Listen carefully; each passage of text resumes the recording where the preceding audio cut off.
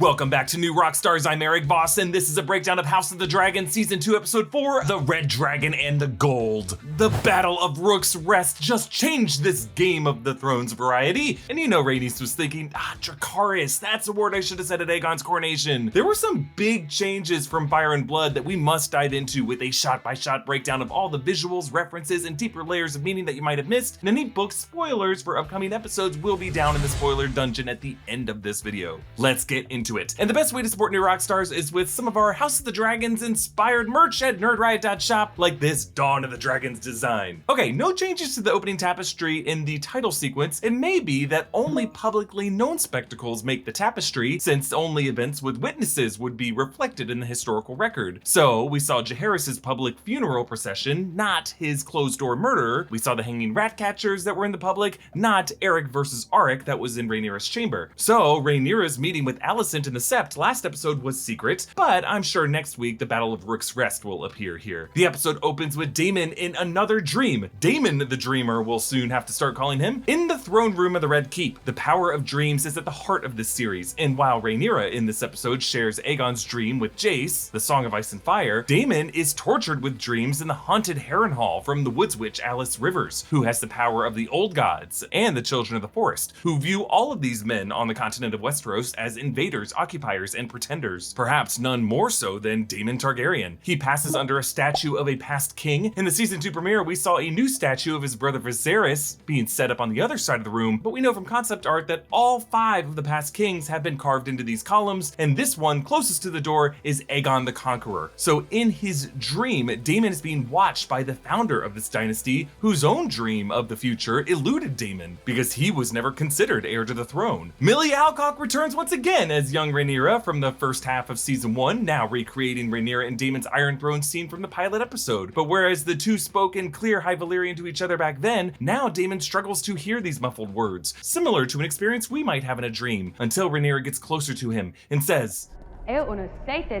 Stop.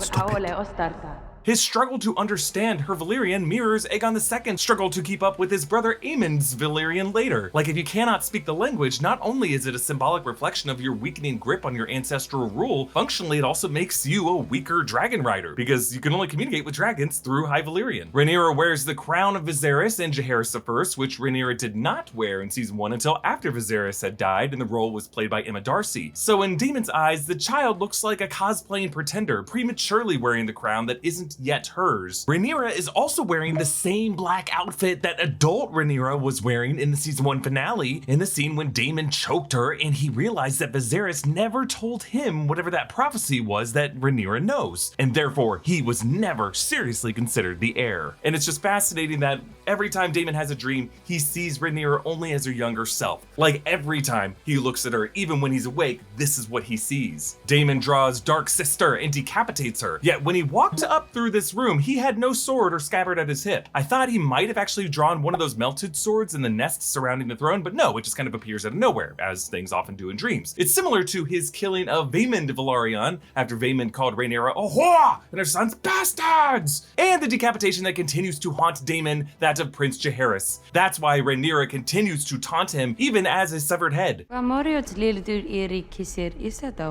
referencing his son for a son command to Blood and Cheese, and his want to have cleared Rhaenyra out of the way of his succession to the throne. The crown clatters on the floor. Now, the last time it fell on the floor like this, it was during Viserys' weak march to the throne, and in that moment, Daemon helped his brother by placing that fallen crown back on his head. So in this moment in the dream, he feels that by challenging Rhaenyra, he is subverting his late brother's wishes. But Rhaenyra's head continues to talk, saying, "There's been a raven." Now, Sir Simon Strong's voice mixes in. Remember, a raven approaching Winterfell was the opening image of this season. So really, there are only ever tidings of bad news. While this raven was received by Sir Simon, it was actually Rhaenyra who sent it. So in a way, the dream version of Rhaenyra is like, dude, check your voicemail. But there is this crazy effect as Daemon sits up in bed. Blood all over his hand in one shot, and the reverse shot from the side, his right hand is now clean and unbloodied. So as he awakens, fragments of the dream are staying with him. This blood would be from decapitating Rhaenyra, Rhaenyra, or maybe just him picking up that severed head and a part of the dream that we did not see. Now, when we last saw Daemon in episode 3, he had experienced another dream with young Rhaenyra in Harrenhal, and apparently sleepwalked all the way to the Weirwood Tree outside, though we were left unsure if that moment with Alys Rivers was also part of the dream or not. We learned that a fortnight has passed between episodes 3 and 4, a fortnight being roughly 2 weeks, so I think we can assume that Daemon has had a dream like this every night. In the morning light, we can see that Daemon's bed looks like roots. We learn later from Alys Rivers that this bed was made out of the wood from a heart tree, which is a name given to weirwood trees with the carved faces. They are considered sacred, as it is said that no man can lie in front of a heart tree. So really, all these visions are showing Daemon a kind of emotional truth. These trees were felled in order to build the castle of Harrenhal on this ground, contributing to the castle's cursed and haunted reputation. Sir Simon reports that houses Rosby and Stokeworth have surrendered to Sir Criston Cole's host and added to his army. Both houses cited that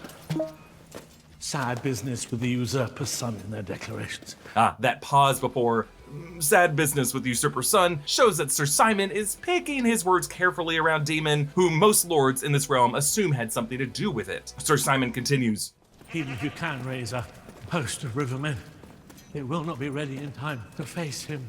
So Daemon hears this black goat bleat before seeing it, and Sir Simon does not react to the goat. So Daemon might be hallucinating this goat. The goat is positioned perfectly amidst, I counted 7 logs. So in our world's Christian tradition, obviously the goat has a specific connotation as a form of the devil, but 7 logs could be referring to the new gods, the faith of the 7, but also in A Song of Ice and Fire, the black goat is the primary god worshipped in the free city of Qohor, demanding a daily blood sacrifice. And the faceless men consider the black goat one of the faces of the many-faced god. Or, you know, maybe this goat is just some livestock wandering into this dilapidated castle. But we'll see in a second how there's this weird connection with animals and Daemon that might be connected. We meet the young Oscar Tully. My prince, my grace. Your Grace. Clearly, Sir Simon has tried to counsel this young lord on the complex way the king consort, not the prince consort, wants to be addressed. Oscar Tully is the grandson of the aging Lord Grover Tully, and yes, all the lords in this family tree, including Oscar's father Elmo and his brother Kermit, were named by George R. R. Martin after Muppets. You know, I got some comments from people saying that Elmo, Oscar, and Grover are Sesame Street characters, not Muppets. Oh, you fools! All of Jim Henson's original creations, including Kermit and Big Bird, are considered Muppets. They're all Muppets, including everyone on Sesame Street. In fact, Kermit used to appear on Sesame Street. So, you know, maybe Google things before you comment. Okay, Oscar says his father is dead, so HBO has functionally merged the father, son, and brother into one character so they wouldn't have to name anyone Elmo or Kermit, which is a damn shame if you ask me, because this kid is more of a Kermit or an Elmo than a Grouch who lives in a trash can. Poor Oscar doesn't know where to stand, so Daemon just kind of has to sit while being awkwardly close to him, and Oscar struggles to sit due to the size of what I assume is the House Tully ancestral sword. George R. R. Martin, by the way, never gave the Tullys one in the text. Daemon tells Oscar to smother his grandfather to expedite his death so that the kid can speak for House Tully and raise an army for Daemon. The kid is shocked, so Daemon asks which of the river lords declared for Aegon. Was it Bracken or Blackwood? It was House Bracken that declared green, Your Grace. Who could remember? Yes, Daemon is recalling Rhaenys's words in episode 3. Over time, these kind of family feud back and forths become so common that we don't even remember who is who and how it all started. Daemon demands to summon the Blackwoods, and one of those sleeping dogs watches him go. So I actually think between this dog and the goat, both of these animals might be Alys Rivers warging into them to spy on Daemon. She is a woods witch and a green seer, so why can't she also be a warg who can see through animals? Now, Alys Rivers does say later on, I'm no woman at all. I'm a barn owl. Cursed to live in human form. Yeah, Daemon thinks she's joking there, but I don't think she ever lies. So everyone in Driftmark bows in respect to Rhaenys, which by the end of this episode carries different meaning, considering every step she takes in this episode is really part of a funeral march. She meets Alyn of Hull. Milady. Princess, if we're holding to formalities. Like Daemon with Your Grace, she insists on a royal title that gets her closer to the crown. Whereas Catelyn Stark and other highborn ladies would view their husbands' bastards as humiliations, Rhaenys will not punish Alyn for the sins of the father. Your mother must have been very beautiful.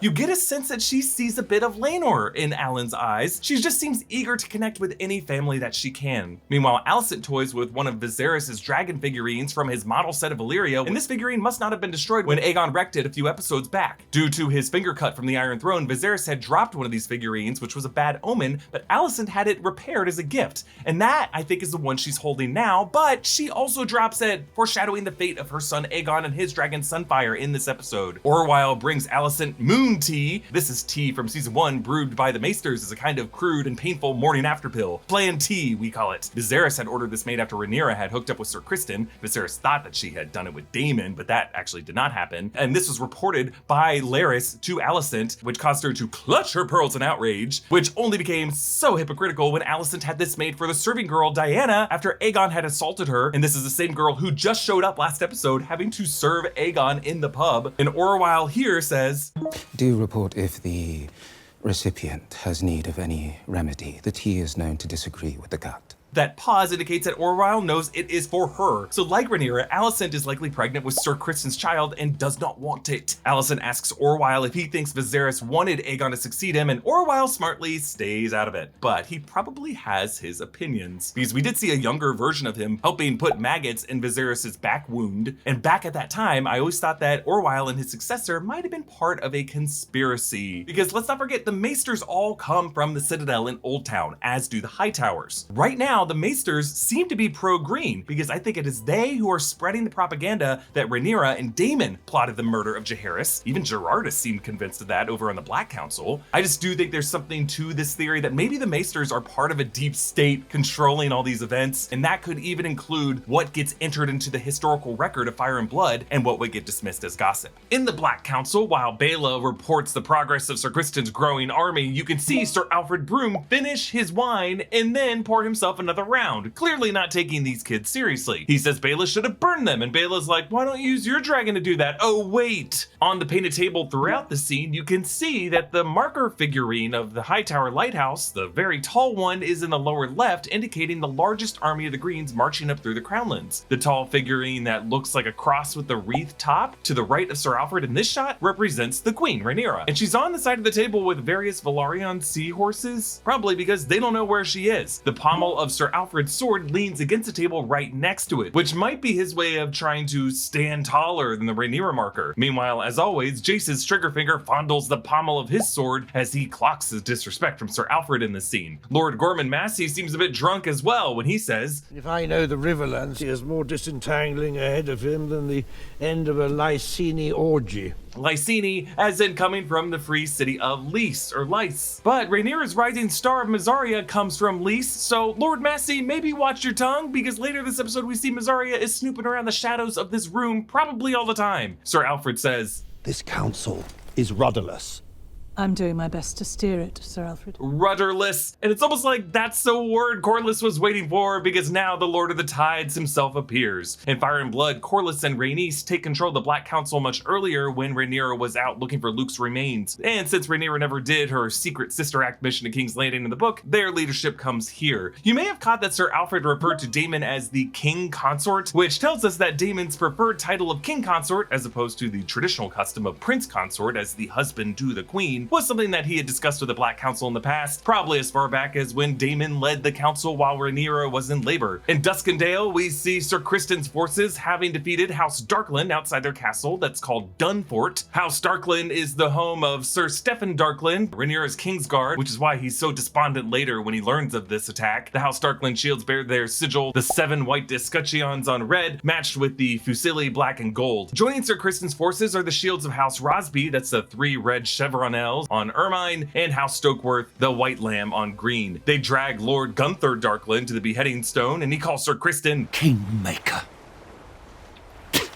Criston the Kingmaker is now his moniker after his support of Aegon after Viserys' death, and while Sir Criston was proud of the title, it is now being hurled in his face as an insult, akin to Jaime Lannister being called King Slayer. The camera stays on Sir Criston, tracking to the right as he wipes off his sword and tosses the rag on the ground. We can't show you the beheading part because YouTube, but I always like it when there's a complex stunt or a slightly complicated VFX thing, or maybe the head falling off could have been a dummy, but either way, just slightly more complicated than usual, and then they keep the camera rolling to capture some additional action. In this case, it just makes the violence feel more real, and in the case of Sir Criston, a character note, because for him it's just something as routine as signing some paperwork and then getting on with your day. He's all business, and this is beheading someone. He didn't even pause to let it sink in. Sir Criston's horse is also covered in the armor of the Kingsguard, and that includes a headpiece with a 7-pointed star and a spike, which I know was a common feature in horses' armor from the Middle Ages, but I love that it makes his horse look like a unicorn, like you know he wishes he could be. Sir Criston tells Gwaine Hightower to to follow the coast northeast toward Rook's Rest, which would be just across the bay from Driftmark and Dragonstone. And the camera stays on Gwaine during the transition, giving us this fun overlap between the scenes.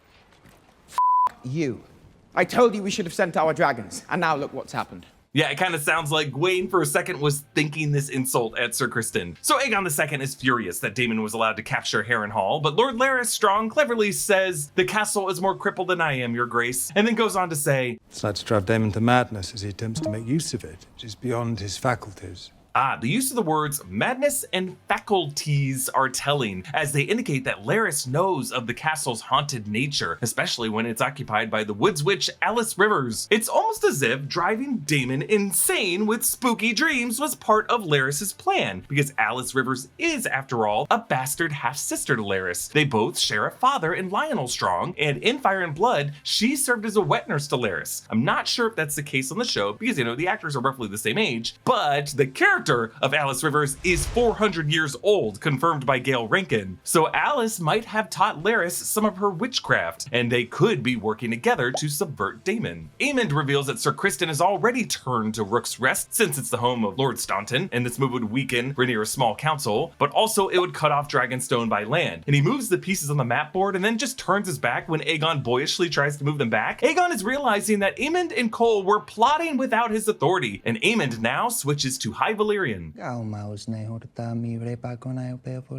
at first he shifts to their native language, it seems, to spare the king some embarrassment, he actually quickly dresses him down and insults him for making his lick-spittle friends Knights of the King's Guard. And even though Sir Leon Estermont doesn't know High Valyrian, he knows that they are talking about him, and he shifts uncomfortably. This is also a power play by Aemond, because he knows Aegon's High Valyrian is not as good as his is, so Lannister, Orwyle, and Ironrod all hilariously slow turn in unison back to Aegon, knowing that it would be his turn to respond, and this is how Aemond does it.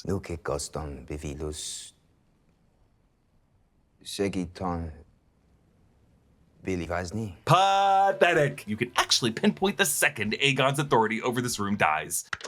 And now, from the little I have learned about language expert David J. Peterson's construction of the High Valyrian language, it is extremely complicated, with each term being composed of an alphabetic, iconic, and paradigmatic component. It is intentionally dense because it was originally the way the snobs of Valyria preserved their culture and kept their secrets. The Targaryens now maintain it as the language of the ruling class, and it is one way that they are able to protect their power and keep non-family from getting in between them. It's kind of like The Godfather when Sollozzo starts speaking to Michael in Italian. So Aegon does know the term for first person singular, I, and then the word for war, but then struggles with the middle part, the active verb in the sentence. So Aegon, in response, is just like, which is him registering both that the king's really just done as a ruler in this room, and that Aegon would not be as effective commanding his dragon in combat, which we see come back at the end of this episode. So Alicent warms up stones and wraps them in a cloth, which is an old school home treatment that women used to use for pain, but also parallels the way the Targaryens keep their dragon eggs warm in fires and in hot coals. She tells Larys, "Indulgence was my sin." And she says that she ate too much lamprey pie, lamprey being an eel-like fish. But Larys says that it is a sin to deny one's appetites. It will make us fully alive as mortal men. He's signaling to Alicent that he knows what she's been doing with Sir Criston, and he's referring to his own appetite of feet. He's describing these appetites as a way that men prove that they're immortal. And given this possible connection between Larys and Alys Rivers, could Larys be like a forever young immortal who adopts kinks to pose as a mortal? Like Kenneth the Page? Ken,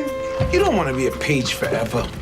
Who said I've been alive forever? Larys brings up Sir Criston swearing his sword to Alicent, which is one way to put it, and he notes Alicent having poured through the history texts. She is likely trying to find any mention of Aegon's dream, the Song of Ice and Fire, but it would not be written down anywhere in any book. It was actually hidden by pyromancers in the dagger Aegon now carries at his side. And she says, "The voices of history guided Viserys." After her conversation with Rhaenyra in the Sept, she realized that voices she thought were a bit of madness echoing in Viserys' mind on his deathbed are actually voices she wished that she heard. Now, it is possible from just seeing her research alone that Larys assumes Alicent is worried about Viserys' true intentions, but let's not forget those couple rogue septas who kept dropping in the light candles at the altar of the mother. They might have spotted and recognized Rhaenyra at Alicent's side, which could mean that that meeting might have made it to the Master of Whisperers, and that's what he's hinting that he knows in this scene. Alicent admits the significance of Viserys' intentions died with him. So we learn that Alicent isn't doing this research with a plan to change any anything. She's just admitted where things are now, and she's just kind of searching her own conscience. I appreciate that Larys closes the book right on this line, losing whatever Alicent's place was, but signaling that it's too late for these voices of history to help them change anything now. As rainwater drips into Daemon's room, he sees torchlight passing outside along with some footsteps.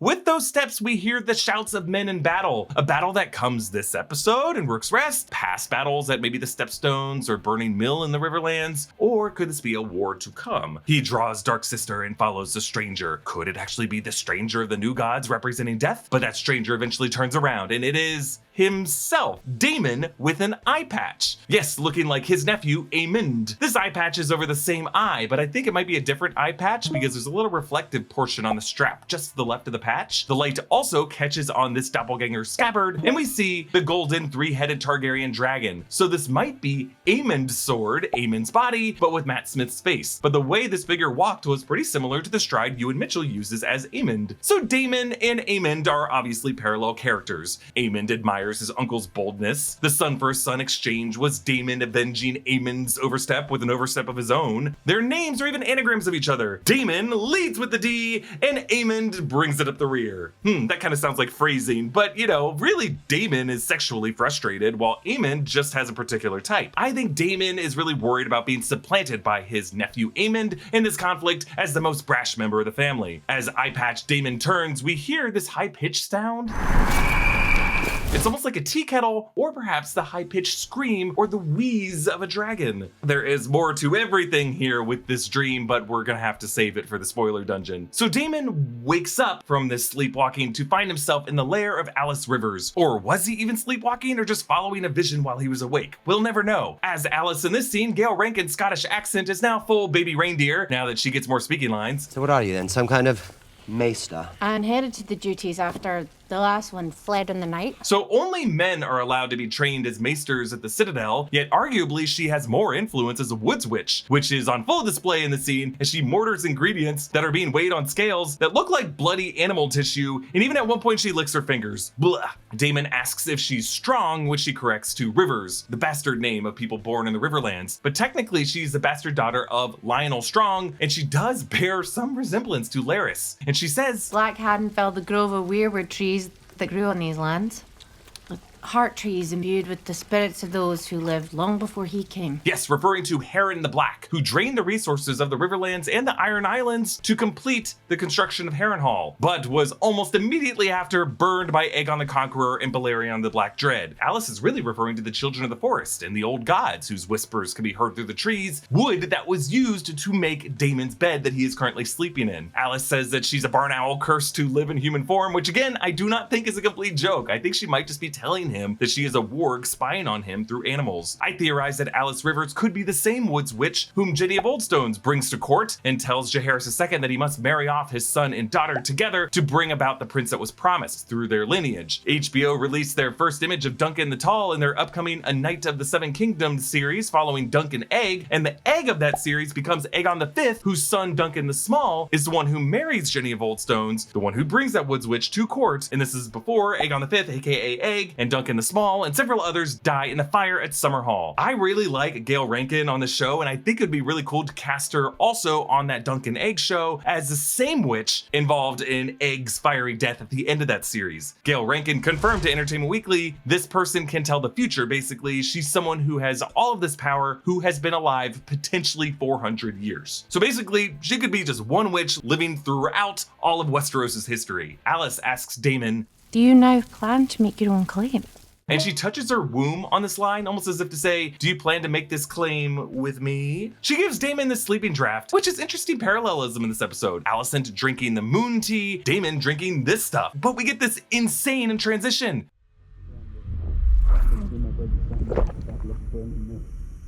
We never saw Daemon decide to take that sip. Like, he was just looking at it and then bam, some time has passed and he's already been gulping it down, which tells us that that potion made him forget whatever Alys did or said to make him take that sip. It is so cool to show the passage of time this way. And from here forward, whether it's nighttime or daytime, Daemon is just going to be living a constant dream where he has no idea what reality is. He now finds himself chatting with Sir Willem Blackwood. We last saw Willem Blackwood back in season 1, episode 4, when he was in line to propose his hand in marriage for Rhaenyra at Storm's End and was mocked by Jarrell Bracken, and the boys dueled, and Willem Blackwood stabbed at Jarrell Bracken, and young Willem puked. But Sir Willem remembers this day.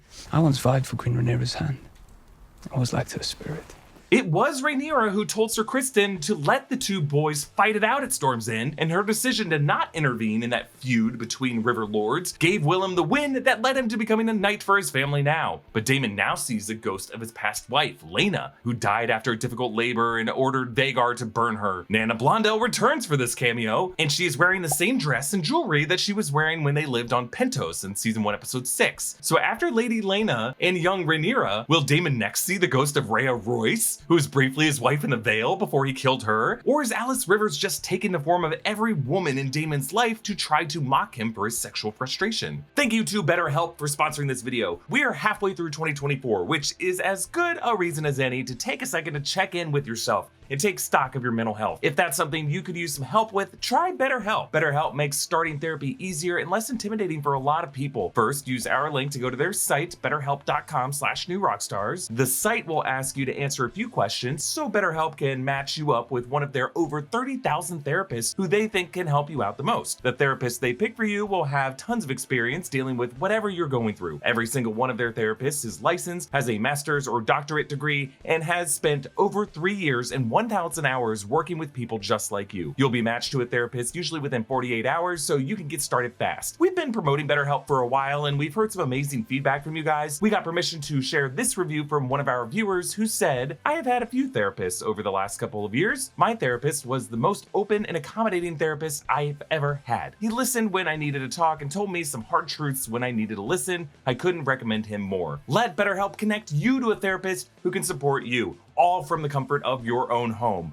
Visit betterhelp.com/newrockstars or choose New Rockstars during sign up and enjoy a special discount on your first month. We edit from Daemon's madness to the attendance ball spitting on Aegon II's plate, never quite finding its place. It's an interesting jump cut that makes it look like this ball is just Daemon's madness manifest, but really Aegon is feeling the same impatience that Daemon does and not quite wanting to just sit and stay patiently in place. The Green Council is talking about the shrinking resources from Vhagar's sheep diet and the blockade. And then Tywin Lannister says this, if you listen closely. Blacksmith's armors and towns for equipment has only grown apace with Sir Criston's army. What was that? Blacksmith? Yeah, he's referring to Hugh Hammer. And I'm guessing the crown is not gonna pay up for Hugh's iron work and is gonna piss off the hammer. During this meeting, Larys turns down wine. Now, always pay attention when characters at these councils do or do not drink. They turn down wine when they want to stay alert to the discussion at hand. Alicent shames Aegon for removing its father's history books, still pouring through the documents to try to find something about the Song of Ice and Fire. But really what she is looking for is right in front of her, Aegon's dagger, which this scene gives a close-up of as the king is grabbing the first empty wine pitcher. And I love when Aegon tells Martin and Leon and Eddard to bounce. Martin and Leon bump into each other like dopes. They've probably been drinking all day, and that's why that wine pitcher is empty. In the woods around Rook's Rest, Sir Criston's forces set up camp as if preparing for a siege. But why are they really chopping these trees down? Especially since they would need that tree cover to hide from Baela and Moondancer? We learn later that Sir Criston kept an ace in the hole with Aemond and Vhagar hiding nearby, so Criston needed to clear a landing site for Vhagar. But Sir Criston tells Gwyn Hightower to charge in and attack by day. Will not expect it because it is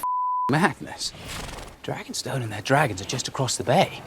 And that is why Sir Criston tells Gwyn Hightower to charge in and attack by day, because he wants to draw in one of these dragons just across the bay from Driftmark and Dragonstone. And Gwyn says, "What, grown tired of living, have you?"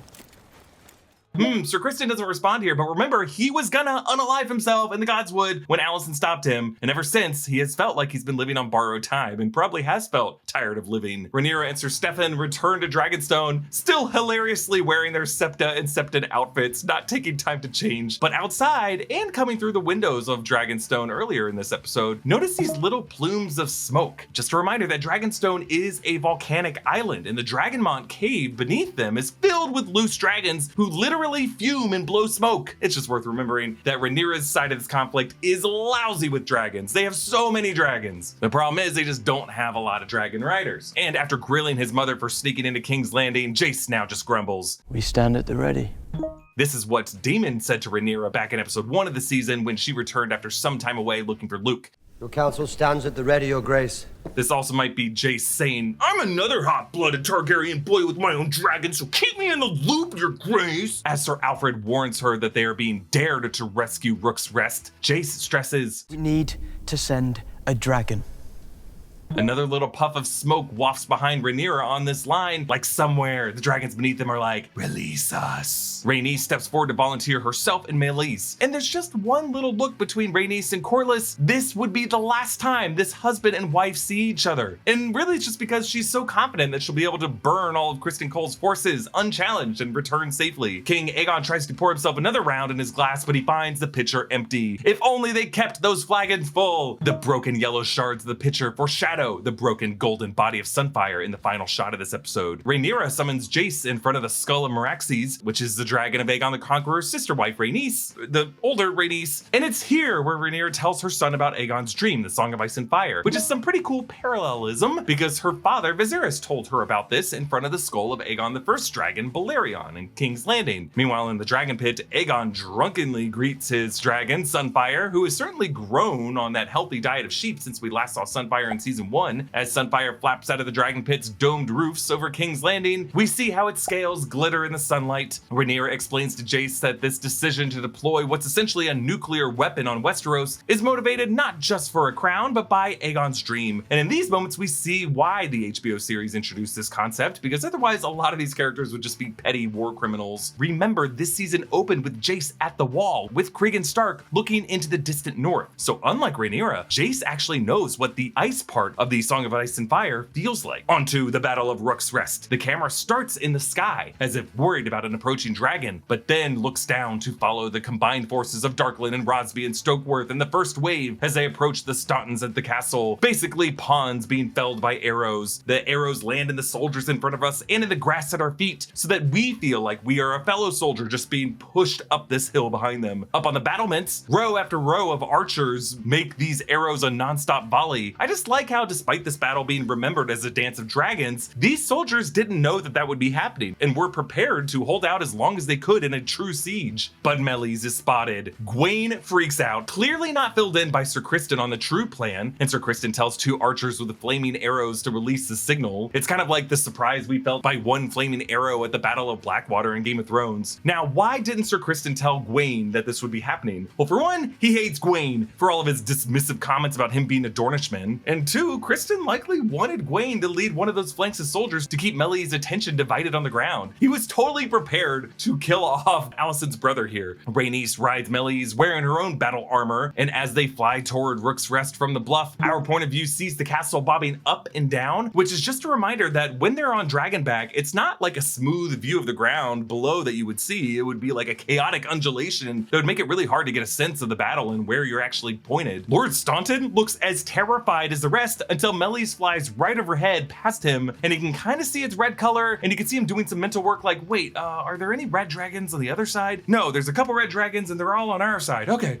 whew. And Meleys sprays Sir Criston's forces with fire. But really, up until that moment, I think Staunton worried that it could have been one of the Green's dragons. It just shows how chaotic these battles are when dragons get in the mix. Sir Criston's planted hornsman blows again, and in the tree stirs a massive green shape, Vhagar. He's so large, and it matches the flora that it takes us a moment to to realize this is even an animal. It's similar to the way Steven Spielberg revealed the T-Rex in Jurassic Park. Wait, what's moving behind those trees? Oh wait, the entire tree line itself is moving. It's a giant reptile. Aemond is about to take off, but he sees Aegon and Sunfyre flying overhead, and he tells Vhagar umbas, meaning wait. So in Fire and Blood, Aemond with Vhagar and Aegon with Sunfyre are both planned to be at Rook's Rest as part of this surprise attack plan. They were going to lure in a dragon and have a 2-on-1 fight, but this HBO series creates this wedge between the brothers so that Aegon arrives uninvited and Aemond hangs back, letting his brother, the king, face death. At first I wondered, hey, maybe Aemond is just worried he wouldn't be able to stop Vhagar from attacking his brother's dragon after what happened with Luke. And Aemond screamed no then, and he's still gonna be a nice, likable, understandable character at the end of all this. But nope, Aemond just wants his brother, the king, to die, we find out. But for now, Vhagar grumpily exhales through her nostrils and blows back all the ferns. Anytime they can make a visual effect interact with a physical environment, it helps sell the illusion, so I love this shot. As Aegon rides Sunfyre, he's high enough that you can see other castles in the distance behind him. These might be Duskendale and Stokeworth and Rosby, but he didn't expect to find an enemy dragon here, Meleys. But still, he tells Sunfyre forward. And he says forward in the common language, which is a bad sign because Sunfyre is basically entering this dance of dragons under his own command. But Sir Criston Cole uses the sighting of Sunfyre as a way to rally specifically the Hightowers and Targaryen garrison, saying that the Seven have graced them with this divine purpose. Think about it, none of these men would have ever fought on the ground under dragons. It's been 80 years of peace. So for them, their terror upon seeing the Red Queen, Meleys, being met with the king himself on the glittering golden Sunfyre, that could feel like a gift from the gods to balance the scales. But Rhaenys smiles, which is a fun way of adapting this line from Fire and Blood. Princess Rhaenys made no attempt to flee. With a glad cry and a crack of her whip, she turned Meleys toward the foe. But it also sets up a contrast to a similar moment later when Rhaenys has to turn back to face Vhagar, even when she knows it means her death, because she knows that Meleys is too wounded to flap away, and Vhagar would be able to chase her down, so she might as well face him face to face. But for now, just facing Sunfyre, Rhaenys orders Engos, which means attack, while Aegon really just knows the one command none of us need a subtitle for, Dracarys, which is super dumb. It's like choosing Charizard while you're facing the Elite Four and using Flamethrower every time instead of mixing in a slash every now and then. So Rhaenys knows that at this close of range, fire is something that won't hurt the dragon if she can fly quickly enough through it. But the claws and jaws of a dragon in close quarters is far more brutal. So Meleys is known as the fastest dragon and basically just zips through all this fire and then plunges her claws into Sunfyre's belly, releasing some smoke and a dark fluid that burns the men on the ground. And this answers a big question that we've wondered about for years about the dragons in A Song of Ice and Fire, and really the dragons in all of fiction. How physically do dragons produce fire that they emit from their mouths? Many have speculated that, like some insects and reptiles in our world, they can spew a kind of acid fluid that could either ignite when it hits oxygen or maybe be sparked by something in the dragon's teeth or in their gullet. This shot shows that these dragons must have glands connected to their lungs that contain this fluid, and that fluid is kind of like hot oil that would burn people to the touch. So Meleys attacks again, and I love how each time one of these dragons strikes, we see it from the point of view of the attacked dragon's rider, completely caught by surprise. Lord Staunton looks satisfied for a moment, but it's a false victory because he sees something else in the trees that terrifies him. Patched, hole-filled wings of an even bigger dragon. The way we see only Vhagar's wings over the tree line evokes Jaws, like the fin of the shark cresting up through the waves. The fact that these wings have holes in them tells Lord Staunton everything he needs to know. This is one of the old dragons, one of the 3 that conquered Westeros. For every one of these holes is a battle that this dragon has fought and survived. These shots do such a good job conveying the scale and the contrast of how big Vhagar is compared to the other 2 dragons in the battle, because it takes forever for his head to his tail to cross the frame from the point of view of the Rook's Rest battlements, and then from Sir Criston's point of view on the ground, he can see every curve of Vhagar's body, whereas when these characters on the ground looked up at Sunfyre or Meleys, from the ground you could just see their wings. But no, we see all of Vhagar. And I think in this moment, Sir Criston is putting together that Aemond must have waited on purpose. Rhaenys looks over in horror at Vhagar, giving Sunfyre an opening to get in one point, biting off one of Meleys' horns. Oh, good for you. Aegon hangs on for dear life from his saddle. Thank the gods!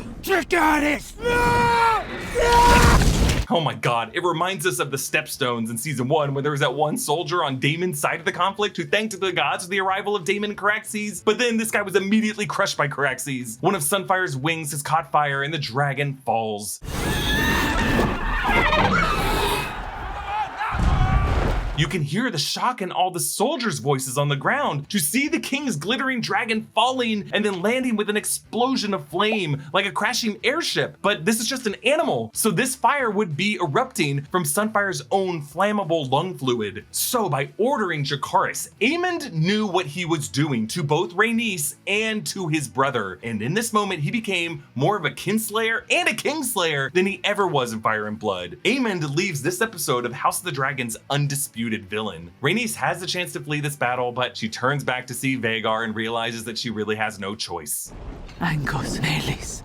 And she says this so softly, not needing to shout it at her dragon, soft enough for Meleys to hear this command. Rhaenys tightens her harness and tries to use Meleys' speed to the best of her ability. Meanwhile, Aemond turns Vhagar, tugging on the netting that covers Vhagar's belly, since this dragon is just too big for single rope harnesses. From below, we see the size comparison of the two dragons, and we know Meleys is outmatched, but Rhaenys smartly pilots the dragon beneath Vhagar and snatches one of Vhagar's claws, which is smart because it redirects where Vhagar would be able to point her flame or her jaws, and also distract one of Vhagar's two claws that Vhagar could use to swipe at the she-dragon. Meleys tries to claw at Vhagar's belly, which worked on Sunfyre, but Vhagar's scales are just too thick. Both dragons attack each other with their claws, looking like two birds fighting midair with their talons, and their fire breath is definitely igniting outside of their mouths here, which is interesting because before we saw the fire welling up from inside Vhagar's throat. They both crash to the ground, knocking Sir Criston off his horse. Then the slow motion shot of Vhagar's massive feet knocking over and crushing fleeing soldiers. These are all forces who were serving Sir Criston and technically the Greens, so it's just a pointless loss. Rhaenys flees over the battlefield thinking Sir Criston's forces are routed, but then Vhagar pops up from behind Rook's Rest and closes her jaws around them. Vhagar crushes Meleys' neck, the burning black oil smoking out of the wound, and the Red Queen turns her golden eyes back to Rhaenys so these two ladies can get one last look at each other. Rhaenys lets go of the reins, a sad slow motion fall, kind of like Dumbledore and Half-Blood Prince or Hans Gruber and Die Hard, and they both plunge into the castle in a fiery heap, opening up the walls so that the forces of the Greens can pour into the courtyard. Now, when Aemond felled Arrax and Luke in the season 1 finale, he had a look of fear and shock on his face. Now he looks down at Rhaenys and Meleys in smug pride. Sir Criston awakens amid the ash and the embers to find one soldier who has been cooked inside of his armor into ash, like victims of a nuclear blast. Surely this must leave Sir Criston with a bit of shock over the carnage both of these sides are capable of. He finds Aemond with his sword raised over the body of Sunfyre. Was it to finish off the King Aegon, or was it just to sheathe the sword? I assume it was to kill Aegon, because when Sir Criston asks where the king is, Aemond points with Aegon's dagger forward. So Aemond knew where his brother was, and if Aemond did have a sword drawn to finish off his brother, that would suggest to me that the king currently is still alive, just very badly wounded. So Aemond has the dagger now, and this dagger had just been laying upon hot, flaming ground. Since this episode focused so much on Aemond's expertise in High Valyrian, could Aemond on this series discover the pyromancer's secret message in the blade? Will Aemond learn the Song of Ice and Fire? Sunfyre still breathes, but the camera doesn't linger long enough on Aegon to tell us conclusively if he is alive or dead in the shot. But again, based off of the fact that Aemond looks like he was moving forward to finish the job, I think Aegon is still alive. Sir Criston falls in defeat as sunlight streams through the smoke on this flaming disaster that Sir Criston technically wrought. So think about it, over the body of Sunfyre are sun and fire. In the trading of chess pieces that has really been the season, after the trading of knights in Sir Erik and Sir Arik, now we traded a rook, which would be represented by Rhaenys and Meleys, who crashed or rested upon Rook's Rest. Potentially it could be a trade for a king, and normally in chess, when you chessmate the king, that's game over, but as long as the king is breathing, even if he is in the corner, the remaining pieces on the board can do far more damage than a king ever really could, because a king is not an attack piece. The most powerful pieces on a chessboard are the queens. Okay, we move on to the spoiler dungeon, where we will get into some spoilers for what happens next to these characters according to the book Fire and Blood. Okay, so in Fire and Blood, Aegon II is still alive, but barely. All three dragons and all three riders really come crashing down together, and only Vhagar with Aemond are able to fly away from the mess. Sunfyre loses a wing and is permanently grounded. Aegon is extremely wounded, and it takes a year for him to recover, so Aemond rules as King Regent. So what Alicent told Aegon to do this episode? Do simply what is needed of you. Nothing. That's really what awaits him for the next year. The changes made to the movements of this battle make it a more gripping series of twists than really what it's described as in Fire and Blood. Like, now we get to see Aemond's treachery and his willingness to kill his own brother, and we get more tragedy out of Eve's best final moments on this series. And as really, truly one of the best actors in the cast, we're really gonna miss her. But why would this episode end by making us think that Aegon might be dead? Well, it's more dramatic that way for non-book readers. I highly doubt that the show would change the narrative by killing off Aegon here. There's just so much that needs to happen ahead that requires Aegon II to be alive, and they're not gonna make Aemond king, like king, because of what's ahead for his character, which brings us to spoiler number 2, Daemon's Aemond dream at Harrenhal. The war cries that Daemon hears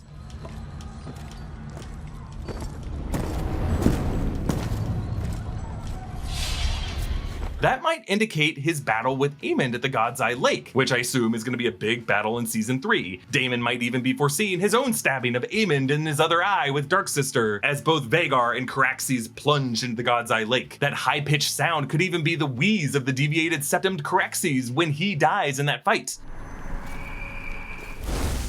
Or this eye patch Daemon could be the actual form Daemon takes in disguise if this show plans to keep him alive, since Fire and Blood suggested that his body was never found. Really, I think it's equally plausible that Matt Smith's character will actually die in that battle. Of course, Aemond will come to Harrenhal himself and find a lover in Alys Rivers, so really it should be him who is here with Alys at Harrenhal at this point in the story. We could just be glimpsing into the alternate reality of the book. Which brings us to Aemond with Alys Rivers. If Aemond does learn the Song of Ice and Fire from the Valyrian steel dagger, since upcoming episodes are going to see him at Harrenhal joining Alys Rivers, if Alys Rivers is that same woods witch who tells Jacaerys II about the prince that was promised, Aemond could be the one who tells the witch about it from the dagger. So spoiler number 4, the sowing of the seeds. With this defeat, the Blacks are now going to have to resort to the recruitment of dragon seed to bond with all their spare dragons. That's going to include Alyn and Aemond of Hull, whom Rhaenys in this episode told Corlys should be made proper Velaryons. Alan's past is no fault of his. He saved his lord's life. He should be raised up and honored, not hidden beneath the tides. But we know from Fire and Blood that Corlys is going to be furious with Rhaenyra, telling her it should have been you. Still, the smoke coming up all over Dragonstone in this episode, I think that is coming from the current unclaimed dragons in the Dragonmont below. Vermithor, Silverwing, Sheepstealer, Seasmoke, the Cannibal, Grey Ghost, all the rest, signaling that they are ready to be claimed by new dragon seed like Aemond of Hull, Ulf the White, Nettles, and Hugh Hammer. Comment down below with your thoughts on this episode. Huge thanks to Brandon Barrick and Gina Ippolito for their research help on this breakdown and all the breakdowns you've seen this season of House of the Dragon. Follow me at EA Voss. Subscribe to all 3 channels of the New Rockstars Network for breakdowns and news coverage of everything you love. Thanks for watching, and I'll see you next time. Bye.